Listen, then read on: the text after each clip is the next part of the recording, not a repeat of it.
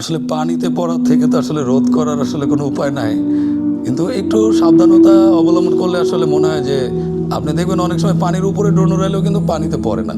কিন্তু ড্রোনটা আসলে পানিতে পড়ার মেইন রিজন হলো ইলেকট্রিক ওয়্যার। মানে আমাদের কাছে এ পর্যন্ত প্রায় 100 ক্লায়েন্ট আসছে যাদের একটাই কমপ্লেন যে ভাই আমি একটু স্পিডে ড্রোন 60-70-এ ফ্লাই করতেছিলাম, তো আমার সামনে একটা বড় ইলেকট্রিক খাম্বা চলে আসছে বা একটা চিকন একটা গুড্ডি তার চলে আসছে, তো এগুলো আমরা দেখতে পাই না, তো হঠাৎ করে প্যাচ খেয়ে ড্রোনটা পানিতে পড়ে গেছে।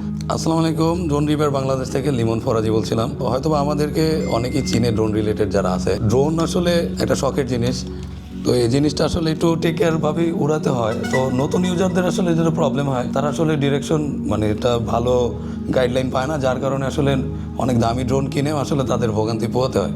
যেমন এই ড্রোনটার সাথে, মানে এই ড্রোনটা 1 সপ্তাহ হয়েছে নিয়েছে, তো তার এক্সপিরিয়েন্স আসলে প্রিভিয়াসলি তার কোনো ড্রোন এক্সপিরিয়েন্স ছিল না, তার কারণে সে ক্রাশ করে আমাদের এখানে নিয়ে আসে। এই যে ক্যামেরারই সকেট থেকে এটা বাম্প করে মানে পড়ছিল, তো এটা খুলে চলে আসছিলো, তো রেবন চেঞ্জ করে আমরা এটা একটা পর্যায়ে নিয়ে আসছি। তো আমাদের একটাই সাজেশন থাকবে যে ড্রোন আপনারা ইউজ করেন সমস্যা নেই, কিন্তু একটু কেয়ারফুলি ইউজ করেন। যেমন এই সকল ড্রোন, যেমন মিনি 4 Proর কথাই আমি আলাদা করে পড়ি, এটা হলো আপনার ইনডোরের ভিতরে একবারেই উড়াবেন না, কারণ এটা একটু রিস্ক হয়ে যাবে আপনাদের জন্য। কারণ এই ড্রোনটা আপনার একটু সাইজে কিন্তু দেখেন ফ্যান্টম সিরিজের ড্রোনের থেকে আমার কাছে মনে হয় যে বড়। যখন এটা ফুল পাখা খুলে দেখবেন যে ফ্যান্টম হয়ে গেছে এটাও।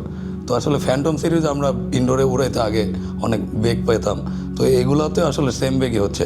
যদি এর থেকে যদি আপনারা এই যে আবার বলবো যে Air 3Sটা নেন, এটা আপনার ইনডোর আউটডোর, এটার আবার আপনার লাইটার সেন্সর এটাতেও আছে, কিন্তু এটা আসলে একটু কম্প্যাক্ট, এটা একটু বেশি প্রফেশনাল হয়ে যায়, কিন্তু এটা একটু কম্প্যাক্ট হয়ে যায়। এটা নিলে আপনার সকল ধরনের কাজই করতে পারবেন। এছাড়াও আছে আপনার মিনি, যেটা আছে যে মিনি 5 Pro, এই যে এই সিরিজগুলো আপনারা নিতে পারেন। এগুলো আসলে বাংলাদেশে বেশি চলে, কারণ যারা নতুন ক্রিয়েটর আছে, কন্টেন্ট ক্রিয়েটর, সকলের পছন্দই আসলে এটা। কারণ এটা আপনার ফুল 1 ইঞ্চি একটা সেন্সর দিছে। আপনার যদি মানে মোবাইল ক্যামেরা থাকে বা একটা অজমো ক্যামেরা থাকে, তো ওটার সাথে এটার মানে পুরোপুরি সিঙ্ক করে ফেলবে। তো এই সিরিজগুলোও ভালো।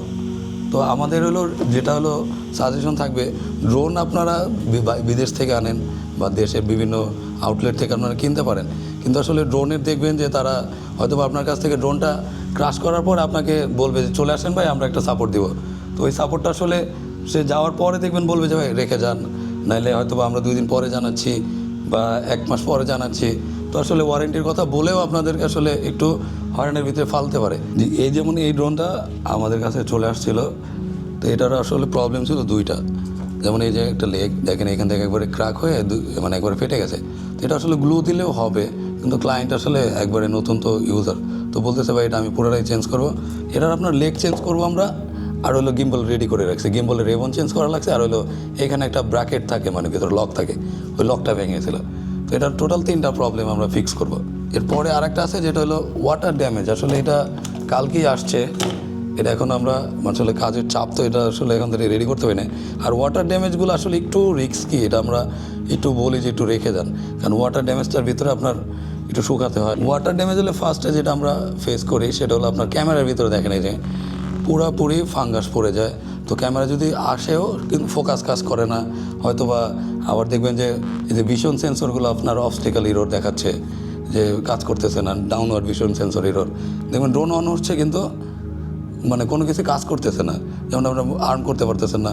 তো পানিতে বললে ওই যে ভেতরে যে বোর্ডগুলো আছে, ধরুন আপনার এই যে মেইন বোর্ডটা অনেকটাই সেফ থাকে, কিন্তু মেইন বোর্ডের সাথে যে কানেক্টরগুলো থাকে, যেমন এই যে ভিশন সেন্সর, পরে আপনার এই যে নিচে থাকে যে পুরো ইলেকট্রিক স্পিড কন্ট্রোলার মানে এসি যেটা, তো এগুলো আপনার মোটর কেটে যায় অনেক সময়, আবার এটা কেটে যায়।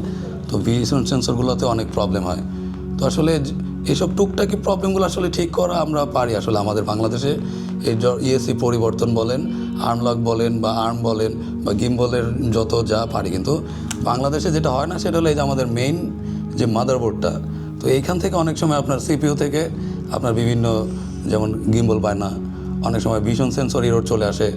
তো এইসব নানান প্রবলেমগুলো আসলে হয় না। এজন্য আমাদের কাছে আরেকটা সমাধান আছে, সেটা হলো আমাদের পরিচিত জানাতে ড্রোন রিপার শপ আছে। তো ওইখানে আমরা একটা খরচ করে তাদের কাছে পাঠিয়ে দিলে তারা আমাদের কাছে এগুলো আবার ঠিকঠাক করে একটা বিল করে পাঠাই দেয়। তো এগুলো আমরা দেই সাপোর্ট। আর এমনিতে যদি অনেকের ধরেন হঠাৎ করে ধরেন যেমন এই ড্রোনটাই ভাই ভাবতেছে যে আসলে ড্রোন এটা কি ঠিক করাবে নাকি আরেকটা নিবে, তো এই ক্ষেত্রে আমাদের একটা সাজেশন থাকে যে আপনার ড্রোনটা যেমনই আছে, ধরুন বাংলাদেশে অনেকেরই এই পার্টসটা লাগতে পারে, তো এই পার্টস অর্ডার দিলে তার 7 দিন 15 দিন লাগবেই এটা। তো আমরা এটা কী করবো, যে এটা কিনে রাখলে তো এটা থেকে বিভিন্ন যেগুলো আমাদের ধরেন ভালো আছে ওগুলো আবার সেপারেট করে আলাদা করে আমরা বাংলাদেশেই একটা ইনস্ট্যান্ট সাপোর্ট দিতে পারি আর কি। আসলে পানিতে পড়ার থেকে তো আসলে রোধ করার আসলে কোনো উপায় নাই, কিন্তু একটু সাবধানতা অবলম্বন করলে আসলে মনে হয় যে আপনি দেখবেন অনেক সময় পানির উপরে ড্রোন উড়াইলেও কিন্তু পানিতে পড়ে না। কিন্তু ড্রোনটা আসলে পানিতে পড়ার মেইন রিজন হলো ইলেকট্রিক ওয়্যার। মানে আমাদের কাছে এ পর্যন্ত প্রায় 100 ক্লায়েন্ট আসছে যাদের একটাই কমপ্লেন যে ভাই আমি একটু স্পিডে ড্রোন 60-70-এ ফ্লাই করতেছিলাম, তো আমার সামনে একটা বড় ইলেকট্রিক খাম্বা চলে আসছে বা একটা চিকন একটা গুড্ডি তার চলে আসছে, তো এগুলো আমরা দেখতে পাই না, তো হঠাৎ করে প্যাচ খেয়ে ড্রোনটা পানিতে পড়ে গেছে। তো পানিতে আসলে ড্রোন এমনিতেই পড়ে না, কোনো কিছুর সাথে বাড়ি খায়, যেমন গাছ বা ইলেকট্রিক ওয়্যার বা আপনার সুতো বা একটা ব্রিজ বা যে কোনো কিছুর সাথে বাড়ি খায়, তখন আসলে পানিতে পড়ে। এমনিতে আসলে পানিতে পড়ার এই ডিজাই কোম্পানি আসলে আমি দেখি নাই, পানির উপর অনেক আমি ফ্লাই করে রাখছি, কোনো সময় এটা পানির আপনার ডিটেক্ট করতে পারে যে এটা আসলে একটা মানে আছে অবস্টেকেল আছে, তো এই জন্য এটা সমস্যা হয় না। আমাদের সাজেশন থাকবে যে আপনারা নতুন হিসাবে যদি ড্রোন নেন তো আসলে একটু কম দামে একটু কম বাজেটের ড্রোনগুলো নিয়ে শুরু করতে পারেন। কারণ ধরেন আপনি যদি 3.5 লাখ বা 4 লাখ টাকার একটা ড্রোন নেন, এই ড্রোনটা নিয়ে যদি আপনি বলেন যে আমি এটাতে শিখবো, এরপরে আমি এটা দিয়ে কাজ করবো, আসলে একটু ক্রিটিক্যাল হয়ে যেতে পারে। কারণ একটা ক্রাশ কিন্তু আপনার একটা ড্রোনই পুরোপুরি বাতিল হয়ে যেতে পারে একটা ক্রাশে, এমন হতে পারে। তো এই জন্য আমরা বলবো যে ফার্স্টে আপনি হয়তো মিনি নিতে পারেন, কারণ এটাও বাজেট ভালো। এছাড়া নিও 2 আসছে, একবারে স্ট্যান্ডার্ড প্যাকেজ আছে, যেগুলো একটা ব্যাটারি, একটা রিমোট আর নিও 2 আপনার ট্র্যাকিং মোড আছে, তো এগুলো আপনার মানে অনেকটাই ভালো আর কি। ড্রোন নিয়ে আসছিল এটার আসলে অনেক কিছুই ভাঙা, দেখেন যে দেখলে বুঝতে পারবেন এসি পর্যন্ত আপনার বাঁকা হয়ে গেছে।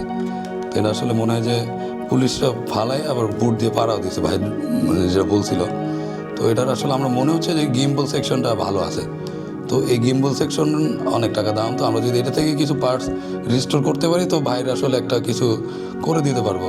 তো এটা আসলে রিপেয়ার হওয়ার খুবই চান্স কম। তো এই একটা গেল, একবার ছোট থেকে বড় সকল ধরনের প্রবলেমই আমাদের এখানে চলে আসে, যেমন মিনি 2, মিনি 4K বা মিনি 3 প্রো, এগুলোর আসলে ম্যাক্সিমাম ক্ষেত্রে দেখবো যে ক্যামেরাটা বাড়ি গেছে, ক্যামেরা রেবন কেটে গেছে।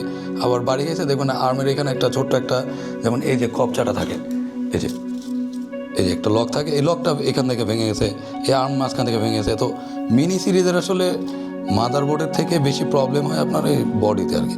আর যখন বড় ড্রোন হয়, বড় ড্রোনের ক্ষেত্রে কিন্তু আবার ডিফারেন্ট সিনারি হয়ে যায়, কারণ এগুলার আবার আপনার মানে পড়লে হ্যাভিলি পড়ে, কারণ এটার ওয়েটও প্রায় ব্যাটারি 0.5 কেজির উপরে আছে। তো এটা যখন পড়বে এটা কিন্তু প্রায় 5 কেজি হিট করবে মাটিতে।